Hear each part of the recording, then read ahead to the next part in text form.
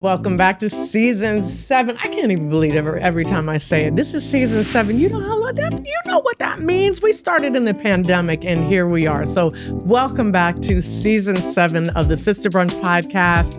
We're the podcast all about Black women and Black gender expansive people who are thriving in entertainment, media, film, TV, all of the above. And today's guest is no different. I'm so thrilled to have this guest on. When he's not experimenting with his own storytelling, he works on other productions, helping art departments build a myriad of different worlds. And, you know, maybe he gonna help us out here on Sister Brunch at some point.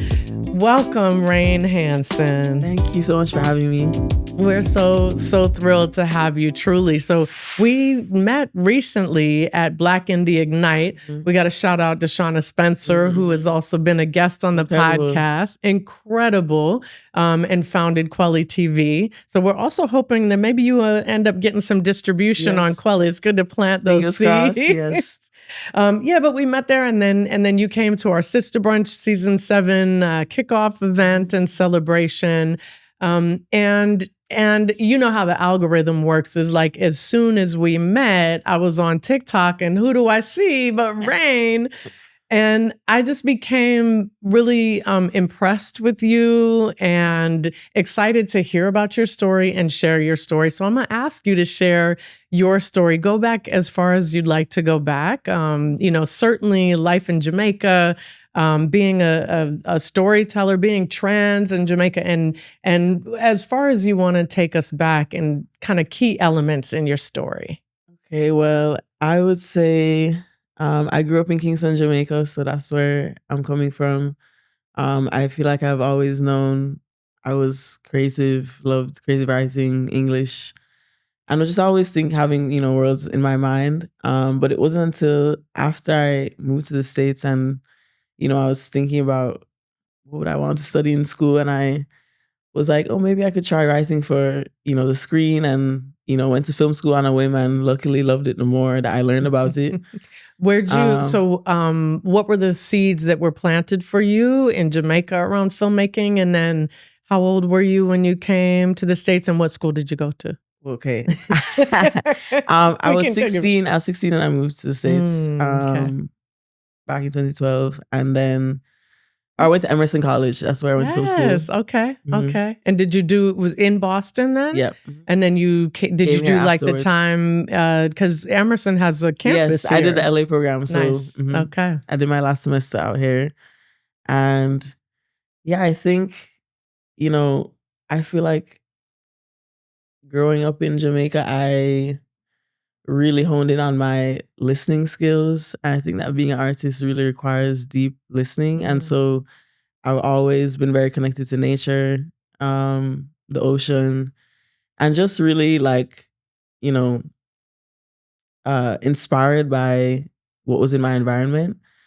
And so I think I, have carried that through to, Boston, back here to LA. Just thinking about key elements. I mean, I guess I even want to know in Jamaica, like what were there, did you have favorite films? Or was it that you didn't see the things you wanted to see and that's what kind of inspired you? I think, I was watching and consuming media at the rate of someone growing up with a computer access. But I think what kind of inspired the kind of work I make now was being in film school and seeing, films outside of the mainstream. Whether purely experimental or just the field footage from Zora Neale Hurston's work, not even knowing she was a filmmaker, things like that. Right? I had to, go to, I feel, people always ask is film school worth it? And I feel like the most invaluable thing for me and outside of the people I met was getting exposed to films that are really just are hard to find for the most part. And I think that really spoke to the kind of work I want to make. I love, a good rom-com like everyone else. But what's your favorite? 10 Things I Hate About You. Okay. I really like that one. I mean, there's others, but yes. And I think I am drawn to cinema for the ability to show us something that's not just in our everyday world, and kind of like really leaning into, the artifice of storytelling and just all the, crafting the story through our lens. And that usually leans, a bit more surreal and just, utilizing like just really dreams. And like I said, that same deep listening of just like really kind of letting the story, you're almost like a vessel for the story at that point. And it just kind of comes through you, and, just wanting to make work that, spoke to me as a person who is queer, coming from the Caribbean, is now in the States, has been exposed to like the, mainstream Hollywood production life. But also, the maybe perhaps lesser known kinds of films. And all right, so no, you can't just say that. You go like what, like which ones?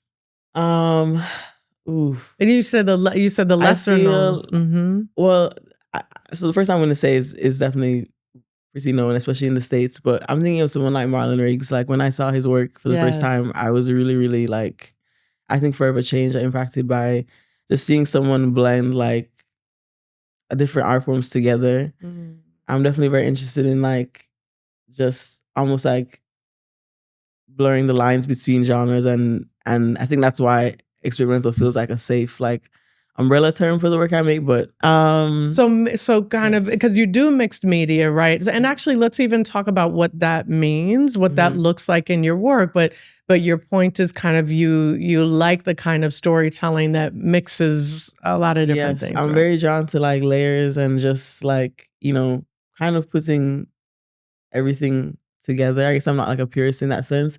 So that can look like me using film and digital in the same project, which, as soon as you do that, people are like, well, like, why are you mixing the two? Like, pick one. Or having like 2D animation or having VFX with the analog, physical film, like merging the practical and the, more modern. Did you do that in Mooncake? Yes. Tell us about it. Well, Mooncake was actually my first time working with VFX, and I feel like, again, it really opened up my mind to the possibility. You can really pretty much anything with VFX if you have enough money and time, as I learned. But I think with Mooncake, it truly was an experience in the sense of like us trying to, we didn't have a big budget. Like the budget was $10,000 for everything. Wow. And so it really required $9,999 went to VFX. Right, exactly. No, thankfully I had lots of, people excited about the experimental grant that I got and, wanted to just be involved.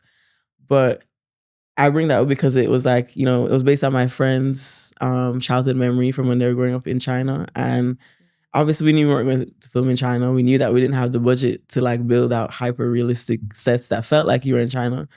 And so again, just kind of being like, okay, what can we do? And so, my art department background, I was like, let's get like, hand painted backdrops, miniatures, and then using the green screen to kind of like fill in the things that, just to kind of help it gel all together. Cause again, with a tight budget, it was hard to like, make things hyper real. And so we just didn't try it too at all and leaned into the recreation of my friend's memory and, what it felt like.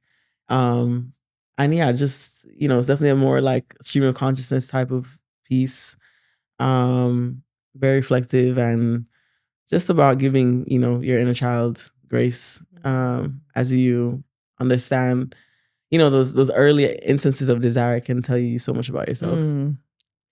So I'd love for us to talk a little bit more about art department because you're the first guest we've had in our 7 seasons. I know, I'm just realizing we've had a prop person, but we have not had art department itself. So talk to us about how you got started in that, and also if any of our listeners or watchers are interested in doing that as a career, what would it take?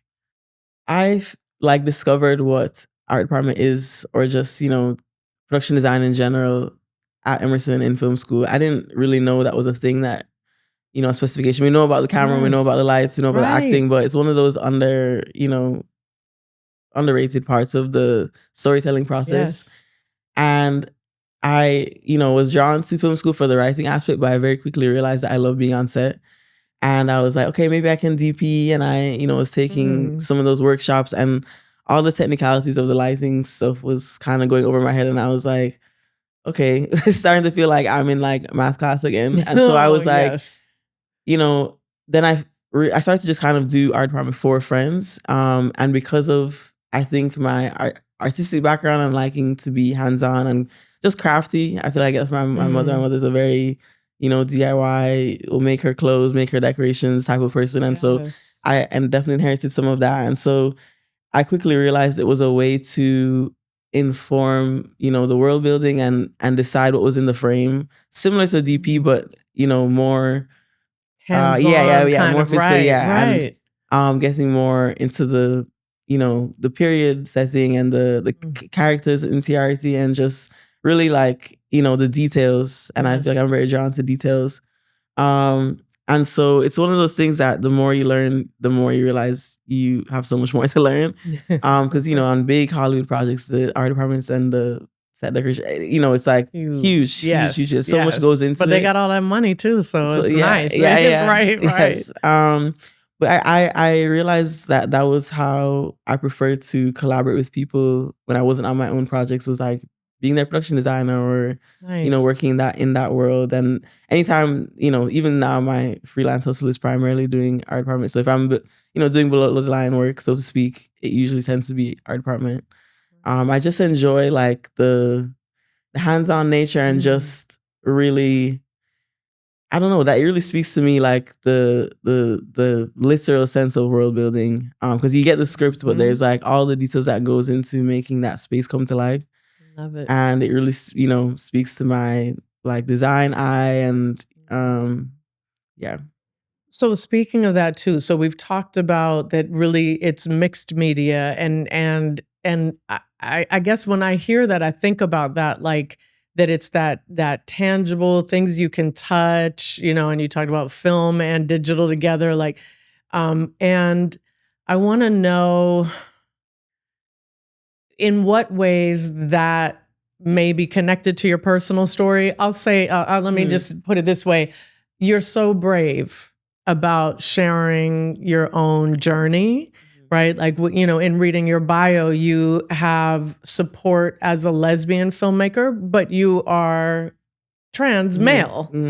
And when I saw you on TikTok in particular, I was like, yes, for somebody to talk about their experience and now be making a short, I'm going to presume, Transcend, right, is allowing other people to watch you allow yourself to grow out loud in front of people. And I guess I'm wondering if there are connections between the mixed media and that journey and how you identify. And if there aren't, don't feel pressured to. Yeah, I've never thought about it that way. But I'm sure there is some connection in the sense of like just defying boxes. Yes. I feel like you're presented with several things and it's like not black and white. It's just kind of, picking and taking and pouring into different things that speak to you and all of them and allowing things to coexist in a way. And so I never thought about it before, but I'm sure it's coming from that same place, that same part of me that doesn't just want to kind of like, color within the line, so to speak. Yes. Yeah. Okay, well now, and that I want to ask you about, so I'm gonna be vulnerable and admit that embarrassingly, I don't frequently get experimental. I can appreciate it. I can be like, if there's any aspect of it and like maybe the visual, I can be like, okay, the visuals were amazing. What do you recommend for somebody who is watching an experimental project so that, and I'll say someone who's very literal. My problem is like, I'm like, just tell me what I'm supposed to understand, right? What do you recommend? It's hard. I feel like I talk about this every week. Experimental is a label that I have a love-hate relationship with. Yes. It's very like relative, so it doesn't really mean anything on its own. Like, it's always referring to whatever the mainstream thing is. And so it's constantly changing. Like, what was experimental in, the meaning 60s? It's referring to the mainstream because it's like, if it's not mainstream, then it's experimental? Well, yeah, because usually like whatever conventions exist, an experimental approach would be, breaking those. Yes, breaking those conventions. Got it. Okay. I kind of just, like I said, for me, I'm just like, this is an umbrella term. And I will show you what that means to me. And for me, it's kind of just like, it's almost like a disclaimer to the audience, like, this is not going to follow the typical conventions of, a movie. Like, a blockbuster movie. You're going to, maybe it'll be one take the entire time, or like one angle the entire time, or maybe there's no music, or maybe, everyone has their own, because like I said, it means so many different things to different people. But I think it's almost just like a way to set expectations for what kind of film you're going to get into. But, I think not everyone has a tolerance, as I say, for experimental film, because sometimes, it might be, it might be, because, it might be a red circle moving, for 15 minutes straight. And you're like, and I'm like, and, for me, I'm willing to go there with the filmmaker and hear about why they did that. But not everybody has an interest in, like, I really believe that Q&As are really important for experimental films, because we need the context. Yeah, and you need to hear from the filmmaker. That, like in a museum, I'll just go straight to, like, I'll read the description, and then I can stand back and look at it and be like, okay, I think I get it. Okay. With Mooncake, I tried to go to every possible screening, just because I was like, I know it will make all the more difference for me to contextualize the intentions behind this. But yeah, I think for me, it's kind of just goes back to, like, almost for, how do I say, like, to not really put a definition into it, but just, it's just like I said, it's just more of a, like how that this film, we're gender expansive, right? Like, this is the part of the podcast, that has been important to our team from the beginning.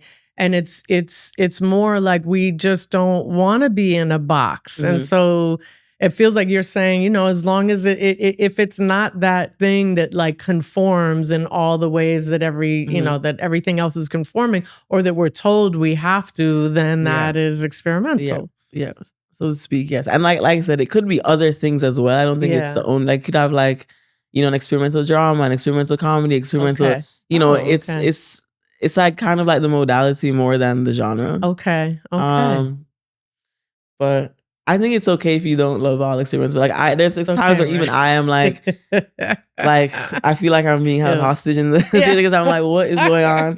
But I'm more inclined to seeing, like, how people are, like, shaking things up. As much as I love, the classics and all of that too, I think it's any kind of response to the mainstream, especially being a Black queer person, like, I feel like we're that always in and of itself. Exactly. You're a big old experiment, right? So Transcend, which also, again, so we met at Black Indie Ignite. Then I saw you at Sister Brunch, and then I saw this incredible person raising a lot of money on TikTok, and then you made me think I could do it, and I'm not doing it the way you're doing it. So, but talk about the film, where things are now. Yes. So Transcend is my next short film. It's about a father and his, child who's exploring their gender from really early on.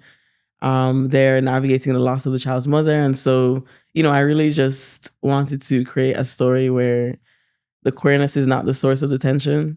And so, like, especially in a Jamaican context, because I feel like, I've been told my whole life, oh, that's just how they are. That's it. That's homophobia is a standard. It's never gonna be questioned or renounced. Like, that's, but I, really I'm just like, okay, but what if someone did decide to parent in a more nourishing way and, give their child space? And so it's really like, exercising, like, painting that picture for myself as well. And, giving myself that, visualization of like what it could be like. So it's not biographical in that way. It doesn't necessarily reflect my own story or relationship with my father or parents, but I think, again, I'm very interested in like showing on screen what feels out of reach in real life. And so Transcend is another example of that. And you're shooting it in Jamaica, right? Yes, so she's in Kingston. Yes. It's been very important to me, this whole development, fundraising. Everyone is like, can we shoot in Hawaii? Can we shoot in Florida? Can we shoot in... I'm like, no. It has to be Jamaica, because it's so, it's really hard to explain, to put Jamaica into words. It's so many, such a specific and layered, experience, especially in Kingston, where it's a lot of, has the largest population, so many different kinds of people living together. But it serves as the most authentic backdrop to dissect masculinity. I think all the time we would spend in trying to get somewhere else to look like Jamaica, we might as well just film it in Jamaica. Absolutely. And I think the filmmaking scene in Kingston is really, growing and thriving, and I really want to collaborate with other Jamaicans. So that's beautiful. And we should mention, I know we try to keep these episodes evergreen, but I think you had just started your campaign, and then the hurricane happened at home too. It was my last week of the campaign. Oh, it was the last week. And so, which was rough, because that's the week where you really typically would get most people, because they're like, people have been meaning to donate. Yes. And that's when I would really amp up all of the marketing and the posts. And I remember it was like literally to the T, like Melissa landed on Monday, and my campaign was supposed to end that Saturday. And so it was like, I was like, I cannot post about a movie right now. Like, it was just like, I cannot ask people for, money for a film right now. It's gotta go towards like people. Yeah, it was like people are about to be really devastated. Yes. Yeah. And so it was actually, I was like, I have to just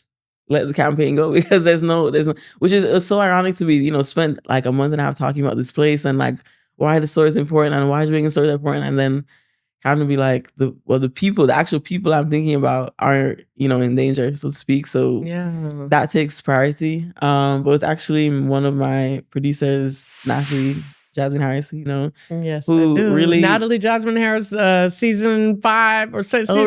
Oh, yes. Wow, of course. Oh yes, we love you, Natalie. She's amazing. Yes, but she kind of like talked me off the ledge a little bit and was like, no, like, I think let's find a way to reframe it. Like, I think what you're doing is still important. Yes, and it's still, and so we made a commitment to give a part of our fundraising to local like queer organizations.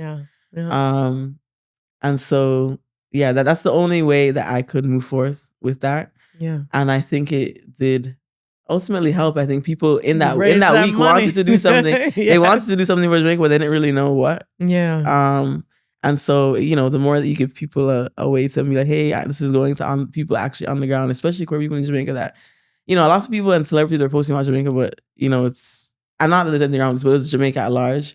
But those, within that, queer and trans people in Jamaica definitely get, they're more of an afterthought, I feel like, when it comes to absolutely, the government and other institutions there. Yes. So, and the representation. I mean, this is, I feel like this is the first of its kind. I would imagine. Is it? I can't think of another one that's trans masculine specific. There's an HBO show actually came out last year, because you get Millie Black, that had multiple queer characters. It was really incredible to see, and honestly, seeing that really affirmed in my mind. I was like, okay, I can make this movie now. Yeah, I mean, even if I couldn't have like 5-10 years ago. Yes. And so. Yeah, I definitely, it feels like people are like, I'm so, like, when they donate, they're like, I'm happy to be part of history. And I was like, whoa, that feels like almost civic. But I think, that's how I felt. I'm like, by the way, don't forget who people came through for you. Because really, that is what it is. You are making history. Yeah, and I think that's why people are responding to, because they can't think of an example of this. Like the closest thing I can tell people is like, imagine if Dwayne Wade was Jamaican. Like that's like the one cultural reference I can be like a father who is raising a trans child that, you know, is actually allowing the space for that. Yes. But even that is so rare. And so, you know, putting that in a Jamaican context, really, people are like, okay, I've definitely never seen that. If you are enjoying this episode of Sister Brunch, you have got to join the whole community. And we are over here, all these conversations we have on Sister Brunch, you will be able to do this with us weekly, even daily on Patreon. So you can find us at patreon.com/sisterbrunch. You can join us for free. I mean, if you've got funds, we appreciate that too. You can have a monthly membership or join us for free. You're going to get behind the scenes. You're going to get some sneak peeks at episodes. We've got merch. We've got conversations going on over there that you can't see us having publicly, really. This is our place to really talk about all the things that we talked about at those original Sister Brunches in person. We are doing over on our Patreon, so join us there. Hello, my name is Rraine Hanson, and you're listening to the Sister Brunch podcast. I love it. I love it. Okay. So now we're already talking about the fundraising, some for Transcend, and we're so excited. Whenever you stay in touch with us, we also want to do a little case study with you on Patreon. You should join our Patreon because we hope we'll get you to kind of talk about making this short. But we want to go to our financials segment. So whatever you're comfortable with, and actually I'd love both of these. One is, what is the kind of salary range or fee range for art department? And then also we'll talk about the budget for Transcend. So you want to, whichever one you want to start with. I would say with our department, it really varies. Like, you know, I'm in IATSE, for example. If I'm on a union shoot, it's way different. You're in IATSE. Yeah, it's way different from... What? What? Like, how many hours does that take? What? I think it was a lot. Rraine. But I joined like a year before the strike. So I feel like I don't know if this is going to be recorded, but I haven't reached the full benefits of being, like, I feel like in the early peak of streaming, you know, everyone who was working union was like, this is every, you know, so many people got their days and got in, including myself. Yeah. And then I feel like it hasn't been the same since the strike. So I don't know if I worked any union jobs this year. Last year I worked a few and, you know, here and there, but it's not like I've been TV show the way that most people who are in the union do. So, you know, I think just... So because it's union, there's scale, right? Like if you are going to work art department, you can look up what the scale is. Because one thing we think about a lot is like encouraging our listeners, our audience to negotiate. And you can start with scale, and you need to start with scale. You need to know, like, go on IATSE, find out what do you make for art department, and that way you go in knowing. But how do you have enough power, or are you like, yes, I'll take the job, whatever you'll pay me? Honestly, going back to what we're saying before, our department is really underrated and undervalued, and so you take what you can get. Okay, you take what you can get. I always think about, like, I always know in every project I go on to that the DP is making twice as much as the production designer. Like, I just know, even though I truly believe we have the hardest job on set. Like, no one has to prep like the art department. Yeah, we'll be the last ones packing the truck because we have to wait for camera to get out, lighting to get out, and then we can start the wrap. And then we're putting all the pieces back in the house, and you know, so it really is a very physically laborious job, time, you know, intensive job, prep, wrap, dressing, everything.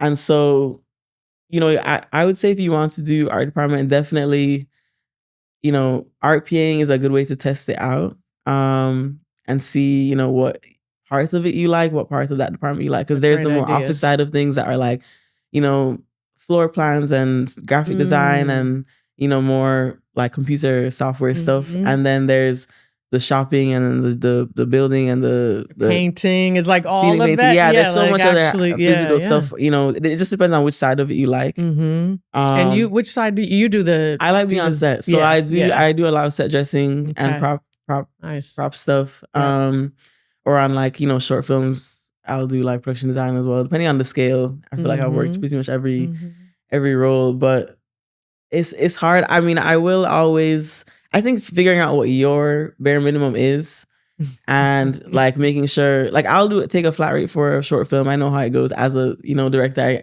I get it. And so, you know, I have my, like, I wouldn't do a short film as a production designer for less than $1,000. I mean, that's the lowest. Good. But that's my bottom line, because I know what it will require me to do those passion projects, especially when, you know, it's like you're probably prepping alone, and then you're gonna get one PA to help you on set, and like, you know, there's so much involved. Like, it requires so much time and creative, you know, that I'm like, if I can't pay rent with this, then it's not even worth me like killing myself over, because it's like it's truly like at least 2-3 weeks of work, like in total, no matter how many shoot days, just because of how much you're doing the prep, right? Yeah, like you start off kind of from the meetings and the boards, and then location scouts and all of that. And of course, you know, the locations sometimes they don't know until the week before, and so you don't know what your workflow is gonna look like. You know, it's not the most glamorous job on set for sure, but I think that's just where I figured I like to be in terms of the, you know, production machine. Okay. So, all right. So this is a perfect segue into our Let's Talk Tech. So is there like a term that you use maybe on set in the art department that, you know, if you said it to somebody else, or like, you can make me sound cool if I ever meet an art department person, I'm like, oh, by the way, you know, what could I say? Yeah, I'm trying to think. I feel like there's so many, even just like on set in general. Like, I remember the first time using a walkie-talkie. There's so many things that is like, okay, what's bathroom again? Oh, 10-1. Okay, 10-1. Yeah. That's a good one. Let's say that one. That's perfect. Actually, everybody really needs to know that one. I was gonna say, this is like one of the first like concepts, or maybe this is kind of two, but one of them that came to mind is like Greeking.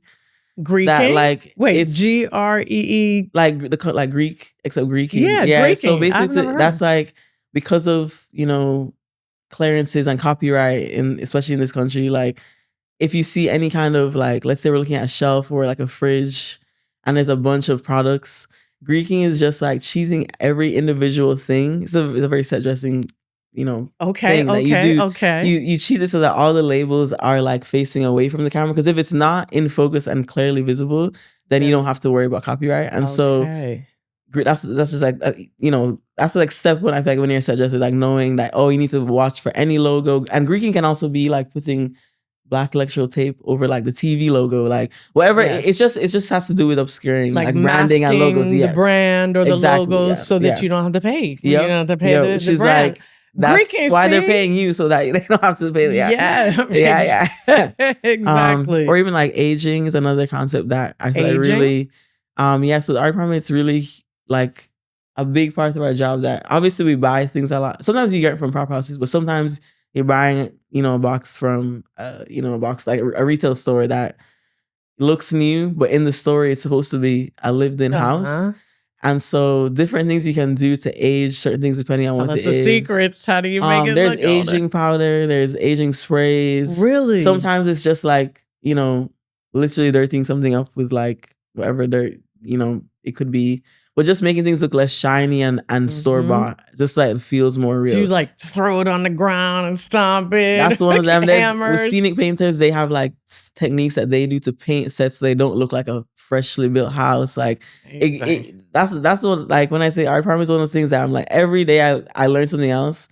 It just affirms that there's so much more that like, it's because there's so many crafts in one. It's like home renovation, design, architecture, like so many, like, you know, psychology, like it's like all these different anthropology. I mean, you have to become like an expert at so many different. Love it. If your character's a gardener, suddenly you have to know all the things about gardener. Should we feel bad for the person that's doing art department on Transcend? Because are you going to be like, no? You know what? You're going to let them do, or are you art department on Transcend? No, I'm not. I learned the hard way from doing my thesis film, because, you know, I was like, oh, I love art department. I'm going to direct, production design, costume design, this, that. And I learned the hard way that when you wear multiple hats, you can't give 100% to everything. That's right. You know, that's the beauty of being a director, is that you can have a say in everything without being that role. Like, you don't have to be that role to have, you know, creative jurisdiction. So just let someone else do it. Let someone else do it and let them know you know what they're doing, so that you can. Right, exactly. Let it inform your like communication with them, but you don't need to like micromanage in that way. I love it. You know, as long as you know, it's more about hiring the people that you trust to like, that may ensure that you won't, you know, want to like so what lamp are we gonna have today? And like, you can just let them. You get to focus trust that on they're gonna have the lamps. Yes, exactly. I love it, Rraine. Okay. This has been, I knew I would be learning from you, and I'm so glad you're here. Okay, so this is our signature Sister Brunch question. So, Rraine, you and your younger self are sitting down to a Sister Brunch. What are you both eating? What are you both drinking? And they can be whatever age you want, whether over 21 or not, if that's what you do. And then what do you tell him? Okay, well, we're definitely gonna be having Jamaican breakfast. Yes. I love Jamaican breakfast. I don't have it enough. But yeah, what's your favorite? Do you do sour? Just fresh juice. Any fresh juice. I feel like in Jamaica it's always a fresh juice around, or like tea. It's either tea or fresh juice. Yes. Or both. And I honestly, I get very emotional thinking about my younger self. As I'm sure you can tell, was extremely shy as a child. I'm less so now, but still, I was very much in my shell and very afraid to speak. Just really was inclined to just kind of, kind of just blend in. I didn't want to be the center or be in the spotlight at all. Like I would love to go to my music, piano class, but I would hate to have to do the recital. I was like, why do I have to do it in front of everyone? I just want to learn. I just want to learn. Yeah, I don't want to be a performance. I never want to perform. And I think somehow I found myself in a field where I have to be leading a project or doing Q&As or things that do require being in the spotlight. Getting on the Sister Brunch podcast. Exactly. Yes. And I think, I don't know. It's hard to fully articulate, but I think I just know that as a kid, I was just so often scared. That's just a feeling I remember being in different spaces. I never, it's hard for me to really feel just I could be myself. And somehow, 30 years later, I feel like I don't know. I still feel I still feel I have to give myself pep talk to do something like this. And, I'm still trying to find that confidence in my own voice. But I think, honestly, being queer just kind of saved my life because it really just forced me to just really get to know myself. Yes.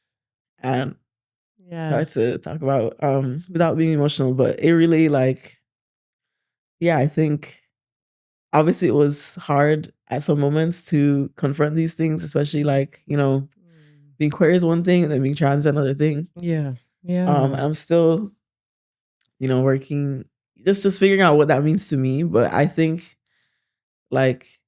it has really felt like a spiritual experience to just really have to trust your own feelings and what you, I don't know, trust your own desires and your, things that speak to you. And I think, I don't know, I think I probably always knew, but I think if I was less worried about, just being seen, then I probably would have found solace in this a lot sooner. And so I think, I don't know what I would say except it's okay. You don't have to be so scared.